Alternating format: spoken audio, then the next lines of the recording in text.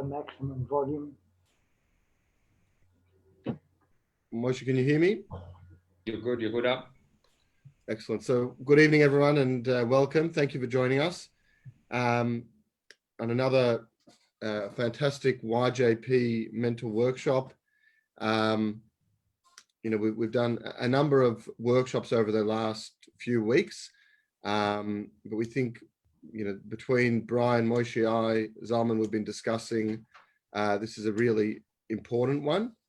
When coronavirus started obviously it started earlier this year, it was, it seemed like a bit of a novelty, and pretty quickly our lives turned around. It sort of hit us and sort of came out of the blue. So the first lockdown seemed like, as I said, a bit of a novelty. We had the kids at home, and, from now, then we sort of released the lockdown, and there was a mood around of people not taking it that seriously. Obviously, then we got the second wave, the second lockdown, and things became even more serious. And, people sitting in their homes, going about their daily lives, there's been a big impact right across the community at all levels. And mental health is something that's on the radar all the time, but especially now in times of high anxiety, stress, with a lot of unknown. We're pleased to be joined here tonight by two experts in the field. We've got Dr. Tammy Tempelhof, clinical psychologist, and Rav Yonatan Rosensweig, who is a modern halachic educator. These presenters tonight will both be presenting various viewpoints on mental health in the year of the pandemic. We're going to be discussing how to deal with mental health in lockdown, as well as a unique insight from Rav Yoni on Jewish law and the intersection between it and mental health. The format of the night is we're going to have Tammy will present first. We'll have about 10 to 15 minutes of a presentation, and then we're going to switch over to Rav Yoni. I'll introduce both speakers prior to them speaking. There'll be Q&A available, so that you feel free to write in questions or comments on the side as we go. Moshe is going to handle the questions, towards the back end of the presentation, but all the questions will be tabled, and we're going to select them and pose them to the experts. Feel free to ask either Tammy or Rav Yoni or both anything along the way, and we're gonna keep recording them, and we'll present them afterwards. So we're going to start with Tammy, Dr. Tempelhof. Tammy is a registered clinical psychologist and completed her doctorate of psychology at Monash University in 2006. She works collaboratively with families, schools, and other healthcare professionals in building resilience, overcoming fears, enriching interpersonal relationships, dealing with anxiety, and building on existing strength. She has a doctorate of clinical psychology from Monash University, Bachelor of Applied Science from La Trobe University, Bachelor of Arts from University of Melbourne. She's an accredited ABA therapist. She runs a private clinic. She's got a website, ttpsychology.com.au. That's TT for Tammy Tempelhof, psychology.com.au. And over to you, Tammy. Thank you, Huda. That was quite a description of me. So I'm just going to share my screen because I've got some slides that hopefully will work.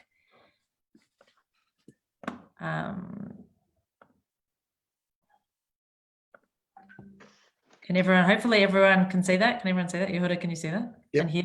Yep. Okay, excellent, good.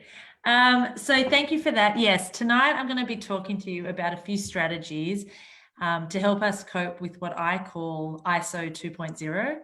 I think most of us are here in Melbourne at the moment, so I've kind of related it to that, but it really can influence and impact, everyone who hears about it.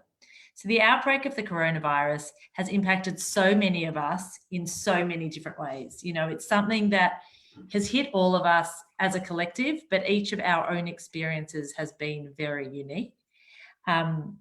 I think for many of us, as you would have said, when the restrictions lifted a couple of months ago, we all kind of felt like, oh, we may have felt like we're a bit out of the woods. But we do find ourselves back here in isolation again. And this is really affecting all parts of our life. It's affecting our activities, it's affecting our routines, it's affecting our livelihoods. The levels of loneliness, depression, alcohol and drug abuse, self-harm, suicidal behavior have all risen during this time, which makes, total sense.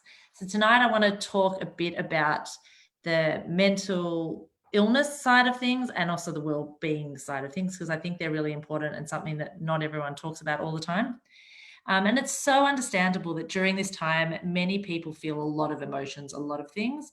There's a lot of feelings of fear, being afraid, being anxious, being worried, and overwhelmed by the constant change, the changing alerts, the change in what we need to do, for us in the last week, having to put our masks on.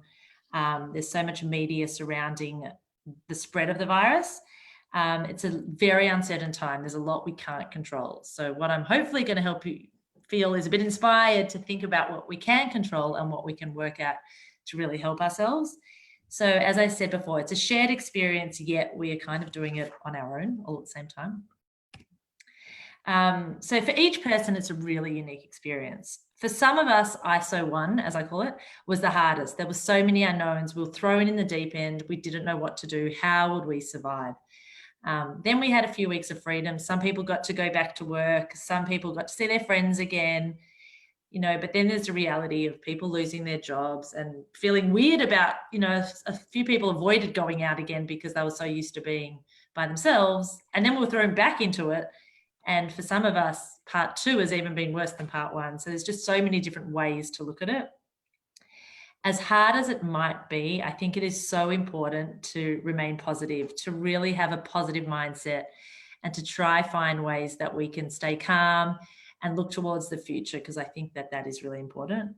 The description that I kind of use for my clients and generally in my family to describe these times are high highs and low lows. And I admit that I probably oscillate between feeling these hourly, daily, and I guess a lot of you guys would too. We need to try, again, keep that positive mind ways, learn new ways to cope, take strength from the generations before us who have endured a lot worse. That, I guess, is the reality, but our own realities are hard at the moment. So it's about thinking about that. So what I'm going to do is give you 6 strategies that I think will hopefully help.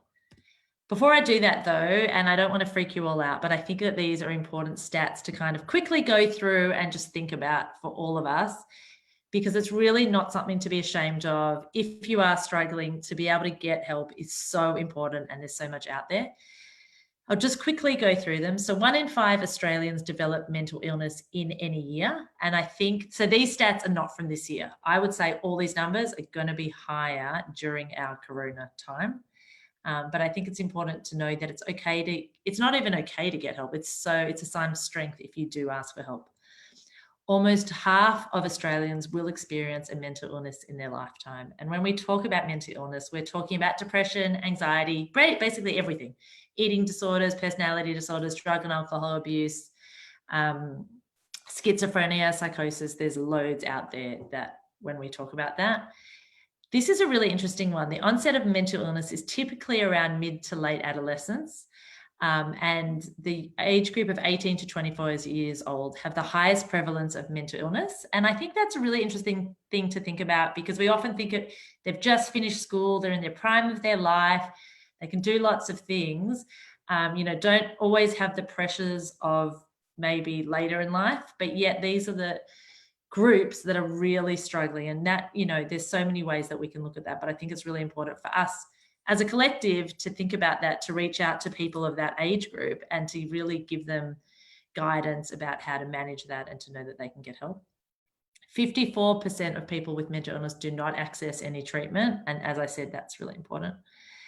Every day, at least 6 Australians die from suicide, and a further 30 people will, try to take their own life. I think whilst I'm not trying to scare you all, if we think about it in terms of the, in terms of the corona deaths, you know, suicide is a really high number, and we really need to think about that. Don't be afraid to ask someone if you are worried about them.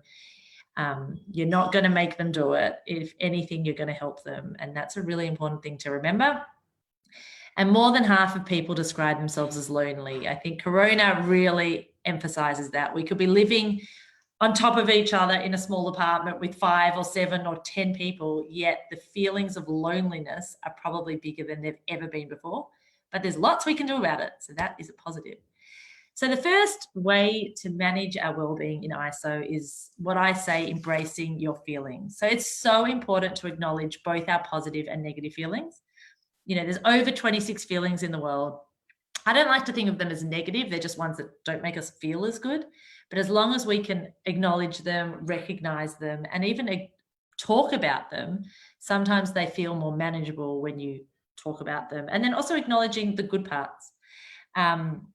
It's what you do with these feelings that makes all the difference. You know, so if you're angry, screaming and shouting probably isn't the most effective thing, but there's a lot of other strategies that you can do.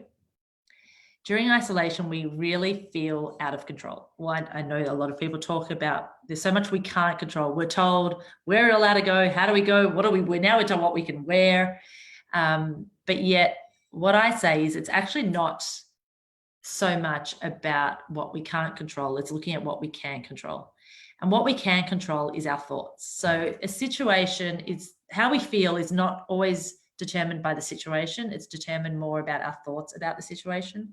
If we're at the park, for example, and there's one person who loves a dog and another person who hates a dog, it's not the situation of seeing the dog that's making us feel scared or sad or excited. It's actually our thoughts about the dog, like, oh my gosh, that dog's going to bite me, or I love dogs. So I think the important thing to remember is there is so much that we can control about our thoughts. And even if they are negative, there's a lot we can do to help them and to have acceptance around them. And that way we can help embrace your feelings and know, okay, what are the things I can do as a positive mindset and if I'm not feeling so good? So number 2 is keeping to a schedule. And I'm sure a lot of you know, so it's important to remember that if you're not doing them, not to feel guilty. There is so much guilt around isolation. I'm at home. I should have cleaned my whole house out. I should have started doing that new online course that I wanted to do. So again, I want to remind everyone that these are just ideas to help you, you know, if you are feeling down, but by no means feel pressure that you have to do any of them. But keeping to a schedule is my number 2. So basically what is looking at what we can do. I heard a great thing called stability rocks. So thinking about things that we can remain stable in our lives. So in this uncertain world of ours, what can remain stable? What's a rock in our world that we can keep consistent? So it might be for some people waking up at the same time. Even if you don't need to go to work, you know, you don't have to commute to work, you might still want to wake up at the same time and start your routine. For someone else, it might be making that Zoom call with your friends once a week at the same time. For someone else, it might be what you eat for breakfast might not change, or that morning coffee might have to be a home coffee, but still the coffee at the same time is really important. And I thought it was a good way to think about things. Establishing new daily routines whilst keeping the old ones. So you can look at it in lots of different ways. Academic is kind of the way in terms of having routines around your work, or if you're studying, around studying, making sure you have set times, but then also giving yourself downtime. You know, if you're working the whole time and constantly not having time to go away from the computer, you know, your bedrooms, your office, your kitchen, your laundry is all kind of mushed into one. So really having set times, I think, is absolutely crucial. Some physical activity. If you're creative, definitely be creative. I'm not so creative, but I love the ideas that people are telling me about how creative they're being during this period. And of course, the social time as well is really important. Number 3, which is always an interesting one, is staying informed. So there's a really kind of real balance between staying informed but getting anxious around hearing too much. So I think it's really important to reflect for yourselves of what you like to hear. You know, there's this daily update every day in the paper, every day the media. Dan Andrews gives us the update of how many numbers are today. For some people, they like that. They like to hear it. They like to hear the movement. It helps them to feel okay. For a lot of us, that just creates extra anxiety. So really being mindful of what's working for you guys and limiting the unhelpful media. And that might be, you know, if you have kids around, what's causing them to be a bit out of sorts? Are they hearing too much? Are they not hearing enough? You know, it might be more interesting to hear about the overseas things than our own Victoria one, because that can cause us a bit of distress, especially today when the numbers weren't so good. But looking at it, you know, sometimes you can even look at the breakdown, looking at our areas that we live in. So there's lots of many ways to look at the media.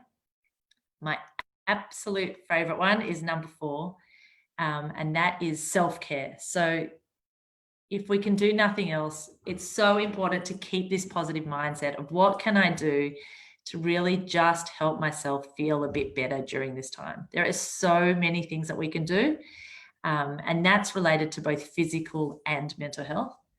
A lot of people have talked about that they're doing more exercise. I have to admit, I'm probably in the minority, and I'm doing actually less exercise than I did before. Again, you don't have to feel guilty about that. You know, there's chaos and the world around us and the world in my house. So I have done less exercise, but, you know, hopefully I'll focus on other things. But for some people, being able to get outside has really helped them.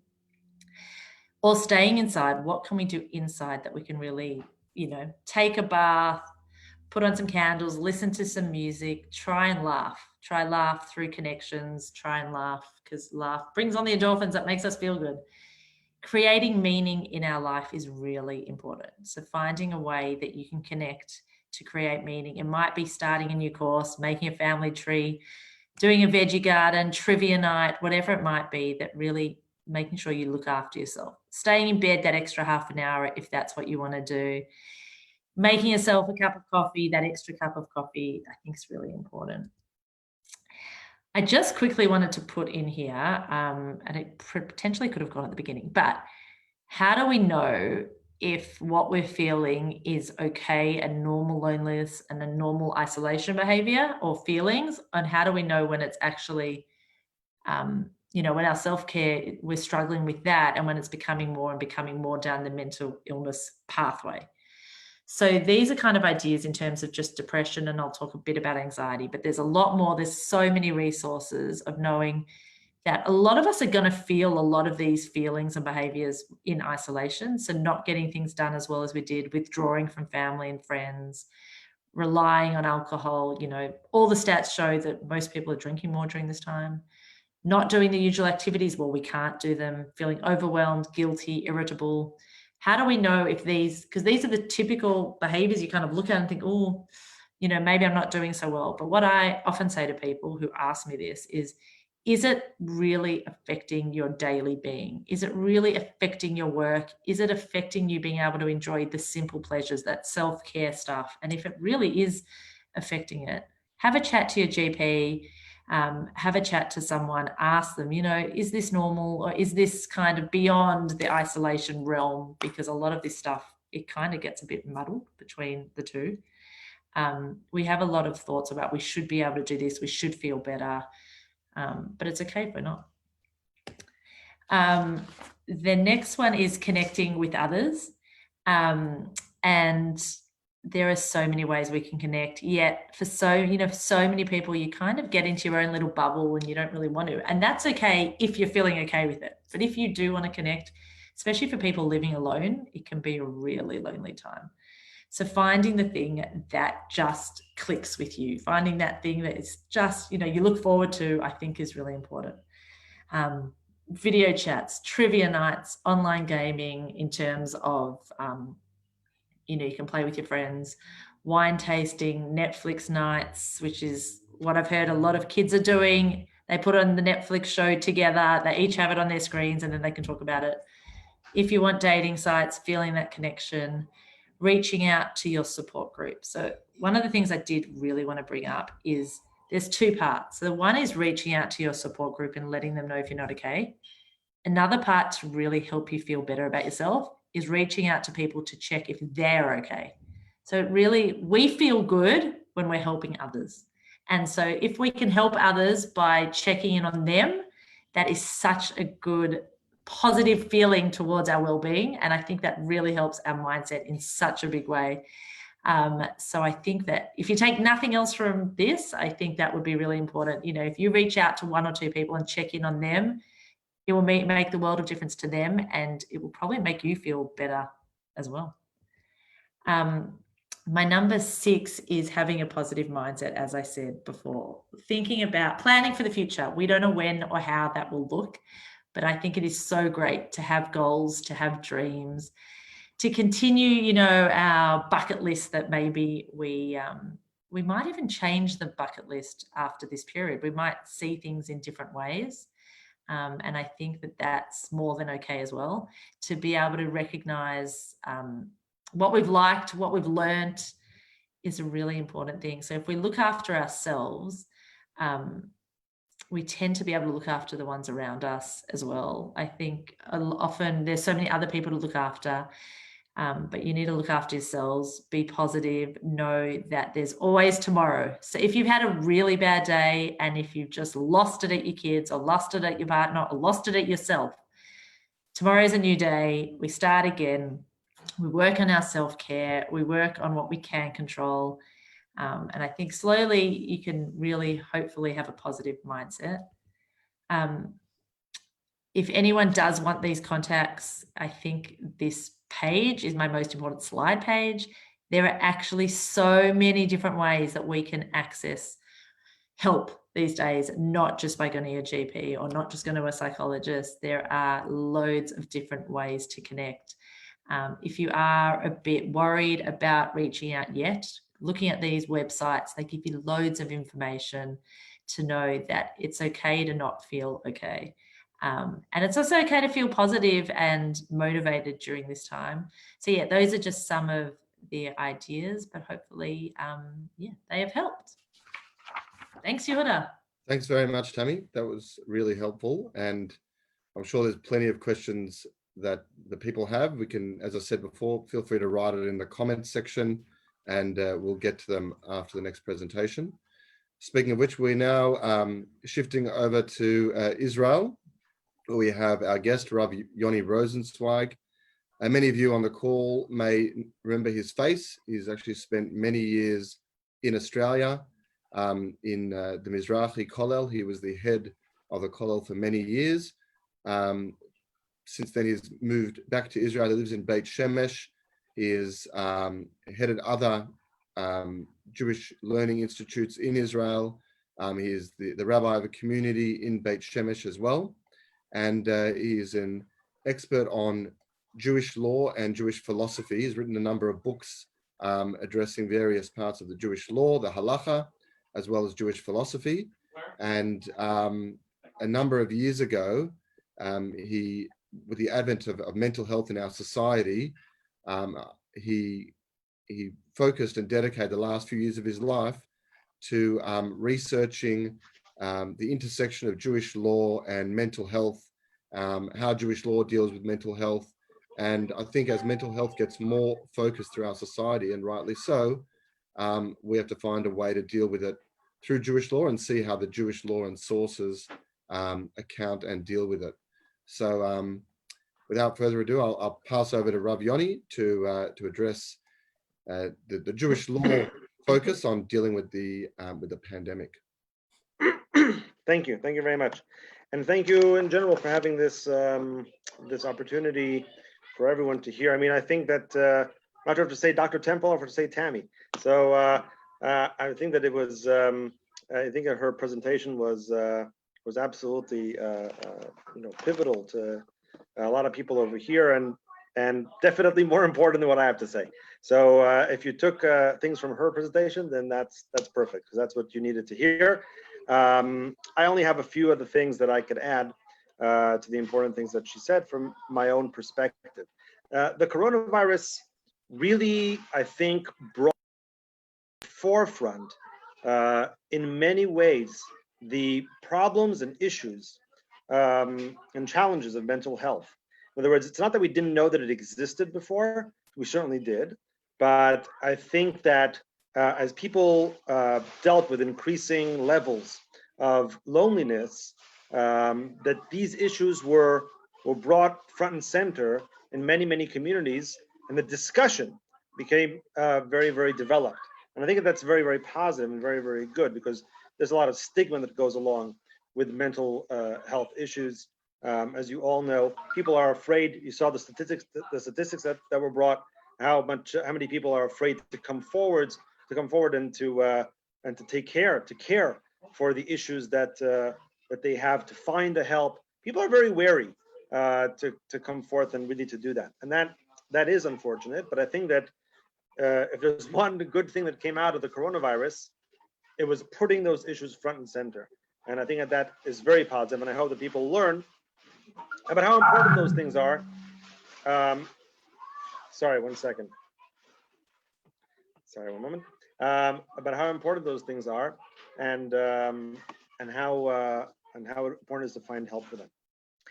I don't know if you heard, because the presentation was probably like, hours that were condensed into a few minutes, but there were some things, specifically two things that seem to, in a sense, contradict. They're not contradictory, but they seem to contradict.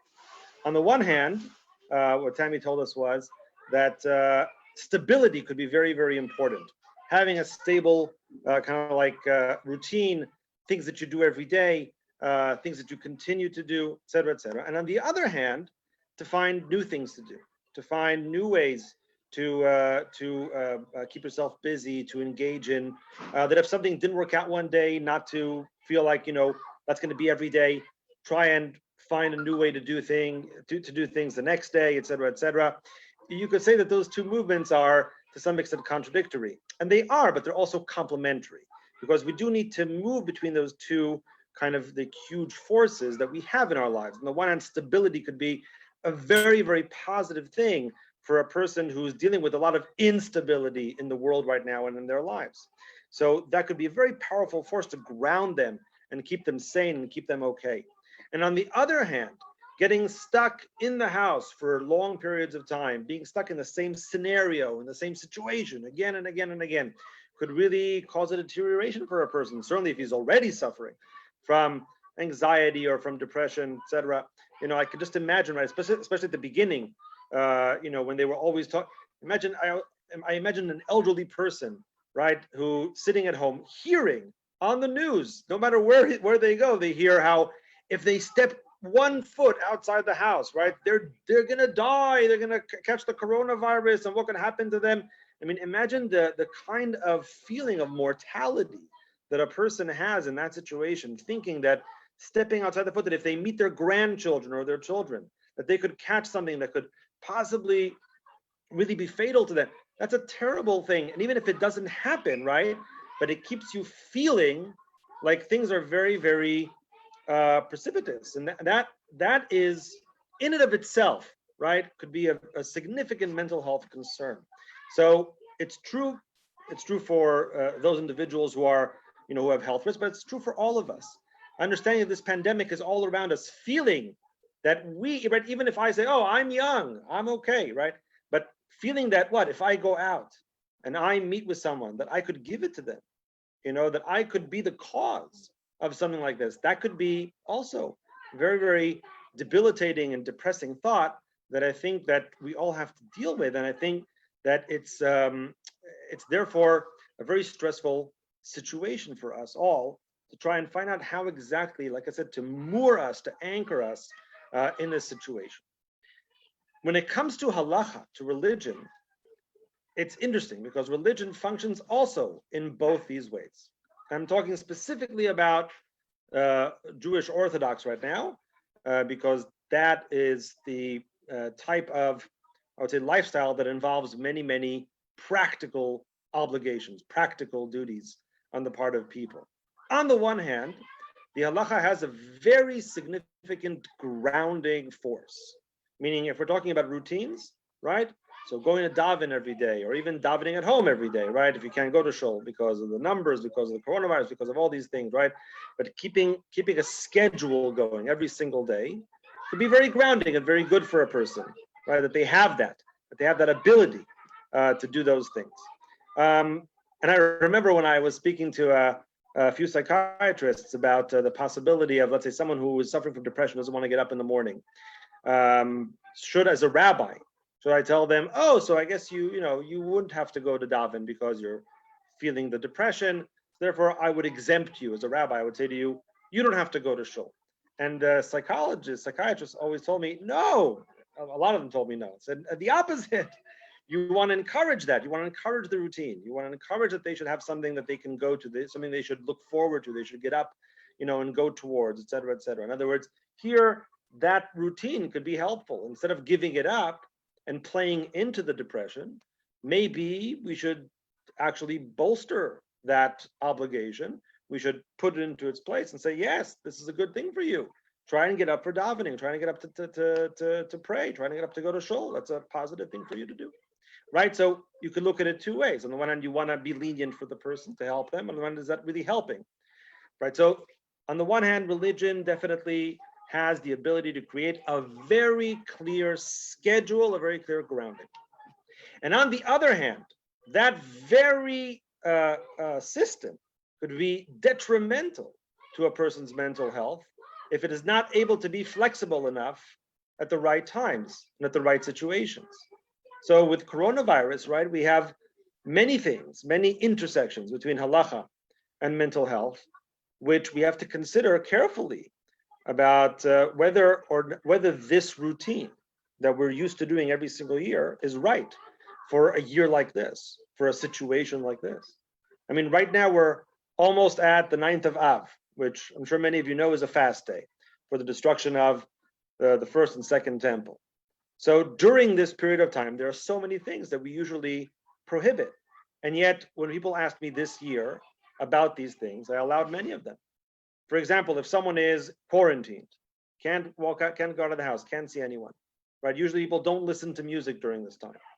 But I would say that individual will be able to listen to music, lest they fall into a depression, lest they fall into a situation which is, could be very, very negative for their mental health. They can't do anything else right now. So what are you gonna do? Just sit in your room and read a book? I mean, that's good, okay. Netflix, I mean, I hear about the Netflix parties, but nevertheless, I mean, how much can you watch already? Sometimes you want to hear some music. Sometimes you want to do something else. Yeah, I think that those things are definitely legitimate during a year like this for a person who's in such a situation. They have no other way to busy themselves. Then why shouldn't they be able to do those things? Or going swimming, right? Or I'll give you another example, arts and crafts for the kids, right? Usually on a regular year during this period of time, we say maybe, not to create anything, not to sew clothing, not to involve yourself in weaving and all these. These are all sort of, like halachic, Jewish issues in Jewish law that we usually take very seriously during this time. I would allow all those things for people who are stuck at home, for people, kids are, climbing the walls, don't know what to do, et cetera, et cetera. I mean, of course, so organized religion has, like I said, it's like a double-edged sword in that sense. On the one hand, it is able to afford us a significant amount of stability. And on the other hand, we have to be very careful in the application of that stability, because we also need to be flexible to allow people to express themselves differently in different times, especially when times are so hard and so difficult. Before Passover, we had a very significant question that was discussed, I think, all over the world, regarding a Zoom Seder, what's called. Yeah, in other words, regarding leaving on, Zoom in order to broadcast the Seder to people who were alone, right? Because you weren't allowed to get together with your grandparents, et cetera, et cetera. And what about them? What about them sitting alone at home? If they're together, it's one thing. What about if there's a lone grandparent, sitting alone? That once again could be very detrimental to one's health. And of course, it's always difficult to quantify these things exactly, which is what sometimes Jewish law likes to do, is to quantify, to give exact definitions. Mental health is not like that. You really need to evaluate each case individually and understand what's best for people. But we're coming to a situation which is very near that now, with the high holidays coming our way, Rosh Hashanah and Yom Kippur. These things, once again, I assume that in much of the world, there will be limitations to what we can do and what we cannot do on the days themselves, how many people can congregate in shul. Usually our synagogues are full to the brim during these days. And clearly this year, I think in most places, it won't be so. It'll be very, very different. And once again, we need to find a way to make sure that those who usually benefit from these days in a very significant manner are still able to benefit from it, but we need to be flexible about how we apply the halacha in all these situations, right? So taking into account all the data that we have to restructure the way prayers happen in shul, to restructure the way prayers happen either before or after Rosh Hashanah and Yom Kippur, to restructure even the, let's call it the list of people that are obligated in the fast. Not everyone should be obligated possibly in the fast Yom Kippur. Possibly we should consider who would or would not be in light of a pandemic that is rampaging outside on the streets, et cetera, et cetera. So we need to find the exact balance. And I can tell you from my personal experience as a rabbi that I've been talking to many other rabbanim, dozens and dozens, and they're all thinking about the same things. Meaning, what are we thinking about? That balance between the structure of Jewish law and how we can use that structure and keep it so that it grounds people and helps them to get through this period. And on the other hand, how flexible can and should we be? It's really about the should, not about the can. In other words, of course, there are limits to how flexible a person can be, but it's really about the should. We want to make sure to get that exact balance between flexibility that allows people to deal with whatever difficulties they're going through, and on the other hand, to keep the framework so that it's there to support people. Because once again, Jewish law could be a great support, a significant support to people in times like this, if it's done right. And when we strike that balance correctly, then I think that we really add something to our fight, our struggle with mental illness. Like I said, well, this I'll finish.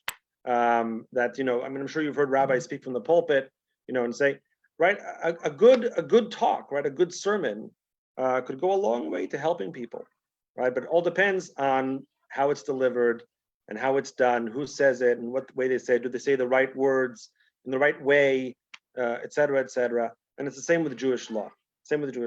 It has the power to be helpful. It has the power to hurt, to be detrimental. And it's all about the application of it in the right way and in the right context. Thanks very much, Rav Yoni. I'll throw it to Rav Moshe. Thank you. Thank you so much, Tammy. Thank you, Rav Yoni. Both of your presentation were insightful, engaging, and really meaningful with so many wonderful tips. And it's incredible to hear all of that. If anybody has any questions at any stage, feel free to put them in the chat. Otherwise, I've got a few questions already, which people have sent me.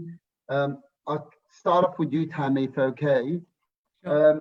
One of the things, you started off saying, beginning of your talk, that, coronavirus, initially we thought it would be a lockdown for a couple of weeks, and then it sort of we were starting to go back to quasi-normal life, and then all of a sudden now we're back in this lockdown. What do you think, do you think there's any long-term impacts? What do you think the potentials are of the long-term impacts? What do we need to be worried about? What do we need to be aware of in order to prevent any long-term impacts? So first, I just want to say thanks, Rav Yoni. That was awesome. I really enjoyed your part as well. So learned lots in that aspect. But yeah, so in terms of the long-term impact, and it's part of it is that we don't know what the impact will be, but I think that's why it's so important as individuals and then as a collective, as a community, as a society, to really try and stay positive, recognize the challenges that might be out there. Obviously, I think the financial impact of Corona on everyone is going to be huge. So I think that is potentially the little bit that is then going to expand to create a lot of issues with people's mental well-being, a lot of people's livelihoods have really just been taken away from them. And so I think that it's really hard to know what the impact will be, but hopefully we can do enough that if people look after each other and do enough to support each other, that the impact won't be felt for too long. As we know from previous experiences of pandemics and of wars, that there's different ways that people can come out of it. There's a lot about resilience and building our resilience, and so many people come out with a whole new aspect of life. So it can really go in lots of different ways, and hopefully we can everyone can kind of help it so that it doesn't make too much of a negative impact, but there definitely will be an impact. Thank you. Rav Yoni, something that you mentioned and also Tammy mentioned, which I found quite interesting, is this sort of drive versus guilt. So you want to, on one hand, have structure, you want to be driven, you want to stay to your daily schedule, routines, etc. You spoke about a minyan, Tammy spoke about maybe catching up with friends, each from a different perspective, but essentially the same concept. But then both of you touch on not having guilt if you're not able to keep it up, if you're not able to achieve what you sort of set out your mind. And I'd love to hear, how do you balance that concept of not being lazy on yourself versus not, so you don't want to feel guilty. On the other hand, you don't want to just say, okay, I'll sleep in today and that's okay, because you also want to be equally driven. So how do you balance the laziness driven with the feeling of allowed to, of not feeling guilty, if you like? Right. I don't know that I have a yardstick for that I can clearly give you. I wonder if Tammy has, but I don't. It's a bit complicated.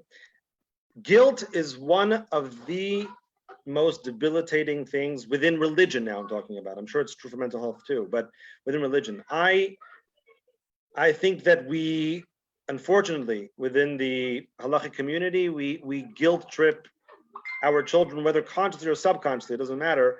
We guilt trip them way too much. We're not perfect. No one's perfect. I'm not perfect. And when someone, commits a sin, right, if he violates Jewish law in some way, the guilt that usually accompanies that is quite significant. And I think it actually paralyzes us a little bit. And that's not good, because I don't think that there's a need for that. I think people should know when they did something wrong. I think that is a positive thing. And to feel like, oh, I really shouldn't have done that, that is positive. But to drown in guilt, the way sometimes people do, to feel like you failed yourself, you failed your spirituality, you failed God. I think that all those things could be very detrimental to a person's spiritual progress. So we need to stay away from that, I think, mostly. Once again, to know yourself, that's the most important thing here. So if you know yourself and you know you did something wrong, to confess to it to yourself, confess to it, admit it to yourself, know it, and move forwards from that in a positive manner. But to drown in it and to kind of flog yourself, for the fact that that's what happened, that's not going to help you at all. And in fact, will exacerbate your mental issues and your mental situation. So you don't want to do that, right? You shouldn't feel like you're a failure. Feeling you're a failure is not going to help anybody. It's just going to make you drown further and further into whatever hole you've dug yourself into. So that's not a good thing to do. So if I have to summarize, and I'd be interested to hear what Tammy has to say, but if I had to summarize my answer to what you're saying, I would say like this. If a person has clear mental issues, meaning he's going to therapy, he knows that he's been diagnosed with something, et cetera, so then for sure, you should not feel bad about whatever's going on religiously, I'm talking about now. In other words, if something is going on religiously as a result of that, it's not your fault. It's not your fault, and you have to first overcome your mental well-being issues before you can really overcome and become a full functioning person from a religious perspective. Doesn't mean you have to let yourself go. If you're able to do something, if you're capable of doing it religiously, then you should of course do those things. And if you haven't done it, then you should know that you haven't done it. Be aware that you haven't succeeded, and try to move forwards towards a better result. If you're interested in that sort of life. But once again, do not let your spiritual guilt bog you down so much that you can't move forwards to fix your mental well-being. which many times that's what happens. It compounds the issue. You have a mental issue. As a result of that, you can't function halachically, and then that makes you feel worse. So then you feel, oh, I'm such a terrible person, and then you can't move anywhere. That's terrible. That's the worst thing that I can think of happening. So have a healthy understanding of your abilities and your capabilities. Know yourself, and as a result of that, hopefully, you won't drown in guilt too much, so much that will stop you from moving forward. I agree. Tammy, did you want to add something to that, or? Yeah, no, I definitely agree. I think, you know, as Raviani said, that if you have too much guilt, it helps no one. It doesn't help you. It doesn't help anyone around you. You know, if some people thrive on the guilt and that kind of pushes them, fair enough. But if you're all consumed with it and you're just bogged down with it, it's not helping anyone. Thank you. So Tammy, I wanted to pick up something you said before in terms of you mentioned the long-term impacts. You mentioned that the potential, you know, specifically around financial strain that could come up and that could be an issue. And I know that in relationships, and we're talking to a predominantly young crew of young Jewish professionals, a relationship, arguably one of the single biggest stresses for relationship is the financial stress. Do you have any tips around that? Because that could become a reality for a lot of people. And as much as, you know, knowing that it will become a reality and knowing how to deal with it, you know, prevention, if you like, is the best medicine. So would you have any tips around that? Yep, I'll try. Probably the main thing that I would say, which would really not work, but be helpful, I think, with any issue that comes up, but particularly with financial, is communication. So really, as a couple, or with your partner or with your roommates, really being able to communicate what's going on for you. Don't keep it all inside. You really need to work together to figure out a plan. You know, I feel like with this, it's not a blame game, because you can have blame with a lot of other people outside of the family, but it's really, for a lot of these financial situations, it was taken out of our hands. And so to be able to communicate with your partner, your concerns, their concerns, figuring out plans of, okay, how are we going to make this work? Where can we get help from? But I think that the more you can communicate in a really open manner, talking about your feelings, the more you won't feel like you're doing it alone. I think for the main breadwinner in the family, it can sometimes feel like the pressure's all on them to make it all better. Whereas I think the other person really actually would like to be a part of it, would like to be able to talk with the partners together in terms of, okay, how are we going to do this? How are we going to make this work? It might be that our goals have to shift a bit. We need to move the plans, the ideas of what we had. And I think that, yeah, communication is the key to, I think, working forwards to that. Raviani, you might want to add something. No, I agree 100%. I have nothing specific to add to that. That was perfect. Thank you, Tammy. Thank you, Raviani. I just building on what you were saying before, Raviani, in terms of, I want to, in terms of, we spoke about guilt, and it was very clear that guilt is not a something that we want to in any way have. So how do we stay positive? Can you give us maybe some tools for actually remaining positive? So, we all said that guilt is something that reality happens, and when we do fail, we do feel guilty, so what can we do practically to remain positive and strong?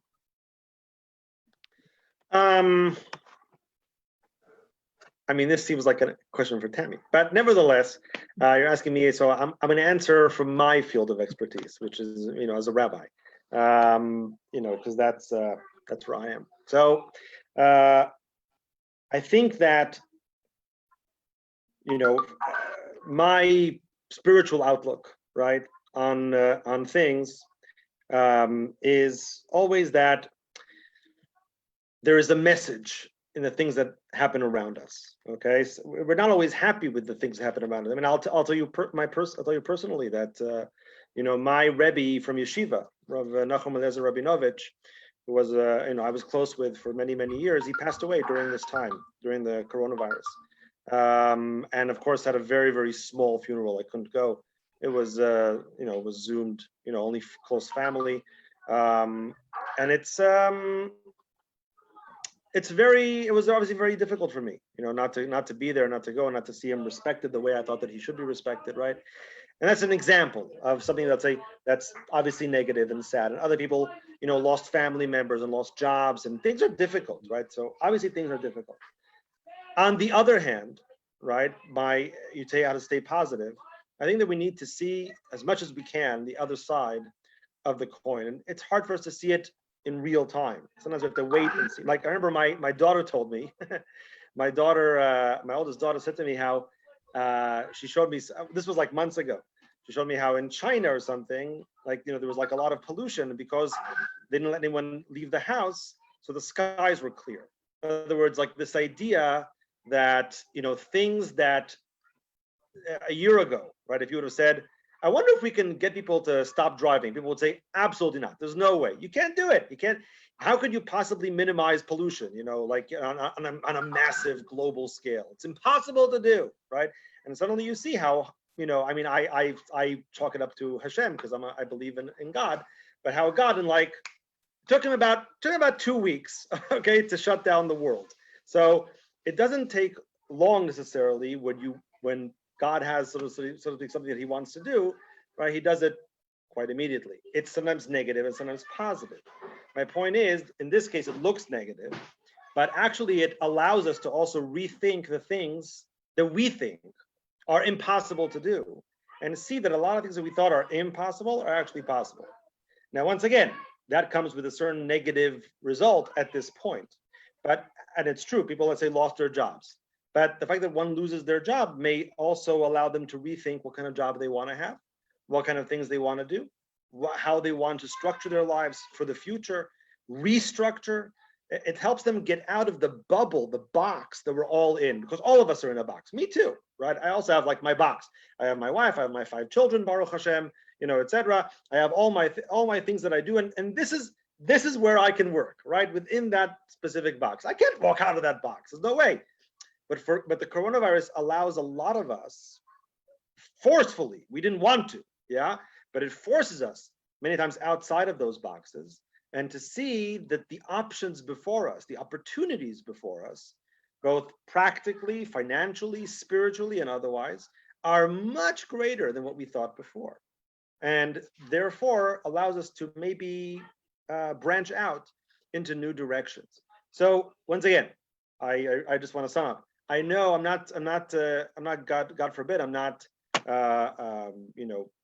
saying that like, oh, everything's great now. Everything's definitely not great now. People have hundreds of thousands of people have died. It's obviously horrible. I'm not trying to say that in some way the coronavirus is a positive thing. It's not a positive thing. However, if people want to stay positive during a very difficult time, then I suggest that they look at the possible positive ramifications, not the actual thing. The actual thing is terrible, but the positive ramifications that could come from such a situation, and try to see how they could reinvigorate their lives from this terrible thing that we're going through. Thank you so much. We've got literally time probably for one more question for each. Tammy, I wanted to ask you something. You spoke a bit about fear, and you spoke about, for example, when you're in the park and you have a fear of a dog running up to you. It's not what's happening, it's rather fears going on. What is fear? How real is fear? And is fear something that we could control and get over? And I ask that because there's so many fears that people are having: fear of being isolated, fear of losing a job, fear of the unknown, fear of FOMO, of what's going on, where they're not. So how real is it? So I think fear is definitely real. Fear is a physiological response. Our body is made to feel fear because it needed it. There's a lot of survival mechanisms that fear gives us that are actually quite positive. But as you said, there are some times when our body manifests in this fear and it gets bigger than it needs to be in order to manage, I guess. And so whilst it is completely real, it's what we do with that feeling that will help us to manage and to cope. So again, it's about the thoughts about the fear. The fear doesn't just come out of nowhere. The fear is related to the thoughts, related, let's say, to the virus, related to what it's going to be like after, related to if we're feeling positive about it, if we're feeling negative about it. So really, it's, you know, it's similar to anger. You know, the anger's there, anger is real, but it's what we do with it that helps us manage our anger. It's similar to fear. So what we do with our worries, and there are so many different strategies and ideas that we can use to help manage the worries. The worries might still be there and the fear might still be there, but it won't be all encompassing, with lots of different strategies of really thinking about things in different ways, really having a positive mindset, looking at, like what Ravioni said, looking at, you know, we've got a chance to stop and reflect and think, okay, I have to reset and I have to think about this in a positive way. So it's absolutely okay to be fearful about all this stuff, but not to be blocked by the fear, and to kind of say, it's here, it's there, what can I do to move forward from it? I just got a question sent to me privately, Tammy, specifically on what you just said. And one of the fears that a parent literally just sent me is there's a fear for parents about the impact for the children. There's a lot of young parents here with young children. They're worried about the impact, the severe impact. The kids are not going to regular school. The kids are not, homeschooling, not being able to socialize. Or as you said before, socializing over Netflix, which is obviously not an ideal way of socializing. So is there any tips around that specifically? So I guess it relates to the fear of that and also practically what they could do. So again, real fear, I can totally understand the worries around that. A lot of parents are feeling it. A lot of fear is about the what if. What if my kid's not okay? What if my kid struggles when they go back to school? What ifs don't really help us that much. So it's looking at what we can control versus what we can't control. So we don't know, we don't know when they're going to go back to school, but we can look at right now how we can help them to socialize, maybe through Zoom or through FaceTime, knowing that your kids, I really believe that your kids will be okay. A lot of people might disagree with me, but I really strongly believe that we'll be able to get through it. We need, we can talk to our kids about, yes, this is a scary time, but at the same time, it's a great time to reset, to cope. Generations before us have coped. So whilst it's, we're all scared for our kids and how this is going to impact them, but we've got to look at what we can control. And, looking at the day-to-days, don't look too far in the future. We can't answer what ifs, what if they struggle when they go back to school? So when they struggle, we'll speak to the teachers, CSI, we'll help them through those stages, but there's always someone to help with that. Thank you. As a final question for tonight, to Ravioni, I remember when the book came out, The Secret, I don't know if you've read it, it's all about thinking positively and creating your own future. In Yiddish, there's a saying, trach gut wird sein gut. Think good and it will be good. So, hi, Moishi. Hi. So, how do you relate to that in terms of thinking positively, mind over matter, your ability to think good, and that will ultimately create the good outcome that you're hoping to achieve? That sounds like a question for you, actually. It sounds like you could answer that question better than me. But okay, I'll give it a shot. I think that if it's okay with the listeners, I'm not sure that I may be overstepping my bounds over here in terms of what I can give over, also in a short amount of time.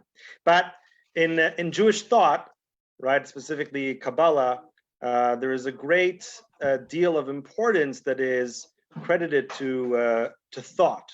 We usually think about three different things. We think about thought and about speech and about action. And certainly in, let's call it politics, in the political world, there's a lot of premium on action. People are always acting, doing this, doing that, having a new plan for this and for that, and sending money over here and making a plan to do this. And they're acting all the time, sometimes way too fast, sometimes way faster than they could possibly guarantee that the results would be positive for what they're doing. So there's a lot of premium on action. And today I would say also in the world today, there's a lot on that. On the other hand, rabbis, right, specifically, put a lot of premium on talking, right? If I didn't have my mouth, I don't know how I'd make a living, because that's pretty much what we do. right? There are a lot of good speakers in the world, right? That's what they do. They use their mouth, they use their speaking abilities to give over certain ideas, certain things that they can help people to cope with the different things, or certain ways to develop themselves. But thought is for everyone. Everyone thinks, everyone considers and contemplates on one level or another, right? We're not all men of action, and we're not all men or women of speech, right? Not all of us can speak nicely and this and that and the other, etc. But thought, even simple thoughts, right? That we can all do. And I think when we I think if I look at that a saying that you said, right? Think good and things will be good. I have a lot of faith, and this kind of connects to what Tammy said before about our kids being all right.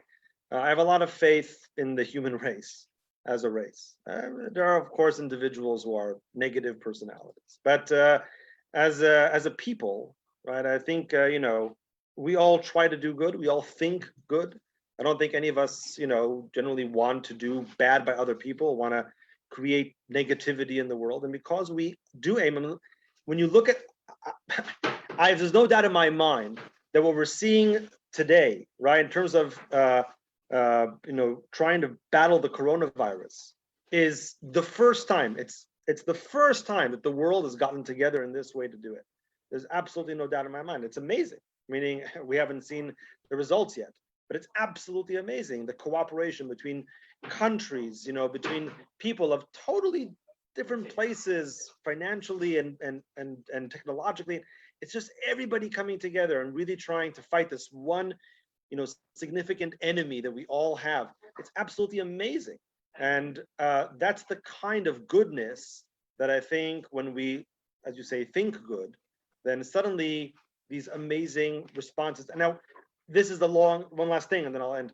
This is obviously a long road, meaning we're going to see a lot of goodness. I really believe we're going to see a lot of goodness come from this, meaning we're going to see a lot of organizations pop up over the next months and years, even trying to help people who suffered from this and trying to get them back on their feet. We'll see a lot of good things coming from this, Be'ezrat Hashem, God willing.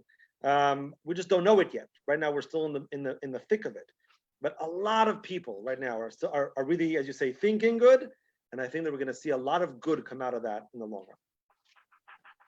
Thank you so much. Thank you, Tammy. Thank you, Raviani. Just before I introduce Brian, who's going to give us our closing words and give a bit of a plug for the upcoming events, I just want to say, as a whole, that I think this is an extremely relevant, prevalent, and real topic that I'm so happy the YGP has been discussing tonight.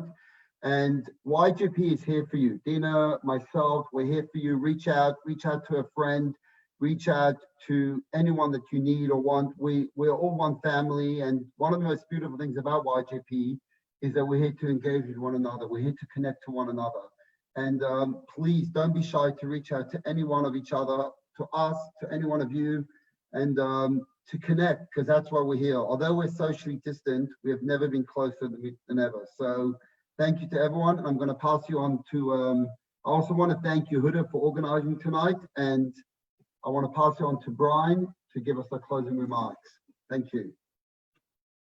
Thanks, Moshe. Guys, first of all, thank you to presenters. Thank you, Moshe. Thank you to everyone for attending, and Yehuda for helping us organize.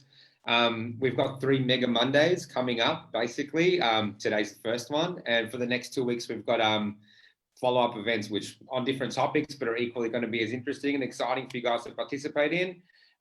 Next week, we're doing a lunch session where we're hosting another international speaker. We're very excited about. His name's Adir Freilich, and he's going to be sharing his story of survival. Adir, in a nutshell, was on the plane which landed, or safely landed, thank God, in the Hudson River. After that, he was unfortunately diagnosed with cancer on a separate date, a separate occasion, and he survived both miraculously. His story is definitely inspiring. He's in America, so bit of a different time zone, a different structure for us. So that'll be at 12:30 next Monday. Following that, the following Monday after that, we'll be learning about holy real estate, or hearing a bit more about holy real estate. And when we think of holy real estate, a number of ideas might come to mind. In particular, specifically, we've got a gentleman named David Havry from Israel, who'll be talking to us about the Gaza and West Bank. And he's basically been a spokesperson on behalf of Israel at international political gatherings, and participated in a number of documentaries for the past 25 years on this specific topic. So he's got a wealth of knowledge and interesting facts he'll be sharing. Once again, another very inspiring, no doubt engaging event to invite you to. Furthermore, a few other things are going to pop up. We've got the women's circles that Dina's been hosting. We might have another bake up coming soon, because the Babka Bake had a wonderful amount of feedback, and good vibes come back from it afterwards. And a speed dating for the singles is going to be launched later tonight. So if you're single or you have some single friends, look out for that appearing. It's only an intimate event, but it'll be on Tu B'Av, which is an important night to also be familiar with. So if you want to participate in that or know someone who might, look out for that post coming. Thank you. Thank you so much. Thank you all. We've also got just one other event. We've also got on Wednesday night, we're going to be going live to Israel again. So join us Wednesday night on Tisha B'Av. We'll have a program. Look up on our Facebook page for all the advertisement. Thank you, Brian. Thank you, Huda. Thank you, Tammy. Thank you, Raviani. Thank you all for joining us. And thank you, Dina. And we look forward to seeing you at our next event. Hopefully, please God, face to face, but otherwise over Zoom. Thank you. Thank you. Thanks, everyone.